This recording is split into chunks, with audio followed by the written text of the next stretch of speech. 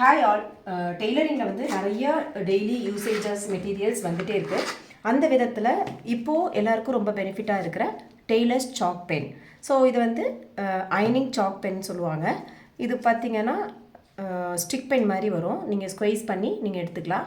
மெயினாக இதோட எட்ஜஸ் ஷார்ப்பாக இருக்கிறதுனால நீங்கள் ட்ரா பண்ணையில் உங்களுக்கு அந்த பர்ஃபெக்ஷன் நீட்டாக வரும். இந்த மாதிரி நீங்கள் மார்க் பண்ணையில் உங்களுக்கு வந்து போல்டாக இல்லாமல் நல்ல பாயிண்டடாக உங்களுக்கு வந்து வரும். ரொம்ப பெனிஃபிஷியலும் கூட. டெய்லி மார்க்கெட்ஸில் ஒரு யூஸ்ஃபுல்லான ப்ராடக்ட் வந்துகிட்டே தான் இருக்குது. அந்த விதத்தில் என்னை பொறுத்த வரைக்கும் இந்த சாக் பென்னு ரொம்ப பெனிஃபிஷியலாக தான் இருந்துச்சு.